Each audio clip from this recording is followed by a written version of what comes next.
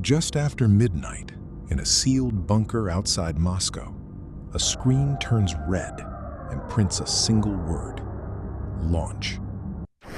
One American missile is in the air. Then the system says 4 more.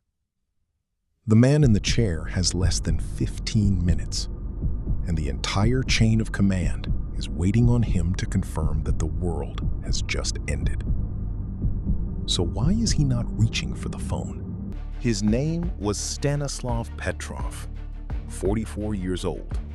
Not a general, not a pilot, an engineer, the kind of man who reads code, not maps.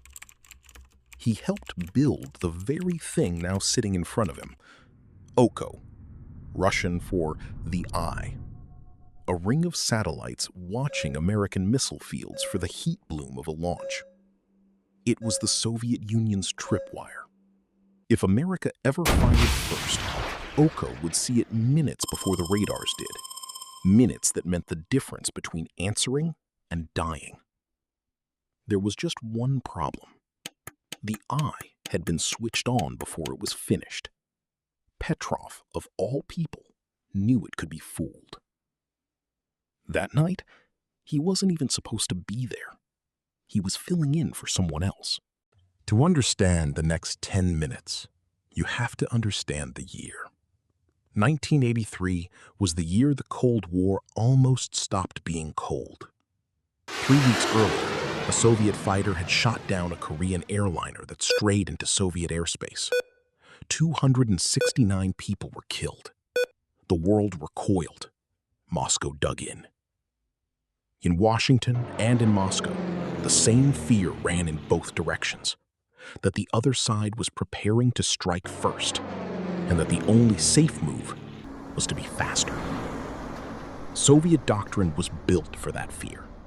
An American launch was to be answered, not debated.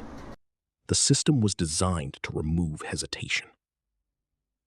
And into that hair-trigger world, at 15 minutes past midnight, the eye opened wide and screamed.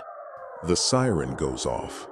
The screen blares one word, the one every duty officer trained for and prayed never to see: launch. One missile, the system says, fired from an American base. Petrov later said the chair beneath him felt like a hot frying pan. Then the count climbs.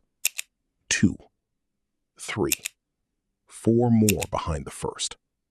The screen changes from launch to missile strike. The data has passed through more than 24 verification checkpoints. By every rule he was given, this is real. The protocol is 1 sentence long. Pick up the phone and pass it up. Up the chain, the leadership will have only minutes to decide whether to answer. His report is the first domino. His hand goes to the phone and stops. Something was wrong, and he knew the system well enough to feel it. Why only 5 missiles? He had been trained on a darker logic. If America ever truly struck first, it would not send 5. It would send hundreds, all at once, to make sure nothing could answer. 5 missiles was not how the world ended. It was how a machine made a mistake. The ground radars saw nothing. But the rules said the decision rested on the computer. And the computer was certain. He had no proof. He had a feeling. And a few seconds. And he made a 50-50 call. With the planet on the table. He picked up the phone and told his commanders it was a malfunction. He reported a lie as truth before he had any way of knowing he was right. Then he waited. If he was wrong, the first detonations would arrive in minutes. 23 minutes passed. Nothing fell. The sky stayed empty. He had been right. Investigators later found the cause. Sunlight, glancing off high clouds at a rare angle, lined up exactly with the satellite's orbit. The eye had mistaken a sunrise for the apocalypse. You might expect a medal. Instead, Petrov was questioned. There was a reprimand, officially for not properly filling out his logbook during the most important night of his life. He never received an award. The incident was stamped secret. He left the military, struggled with his nerves, and went quiet.